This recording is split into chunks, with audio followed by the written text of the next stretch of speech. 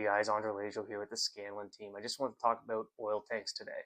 So the life expectancy, it depends on the oil tank and it depends whether or not it's indoor or outdoor as well as your insurance provider. So for a fiberglass oil tank, you can typically expect about 25 years. And then steel oil tanks, you'll get about 10 to 15 years. Again, this all depends on whether or not it's inside, outside, as well as the insurance provider. Another thing that I've noted, many buyers, they may not be aware of this, is say, for example, you go and you purchase a home and then come inspection day, you notice that the oil tank's only half full. What's going to happen then between inspection day and closing day, ideally as close to closing day as possible, the sellers are going to get the oil tank topped up. When you go and you do your pre-close walkthrough as a buyer on the day of closing, go walk through the home, and as you go to the oil tank, you want to check the gauge at the top. It will say F for full. You want to make sure that the oil's been topped up. The reason being is the lawyers, they'll do what's called an adjustment so that the buyers are, you're always going to be paying for a full tank of oil as a buyer.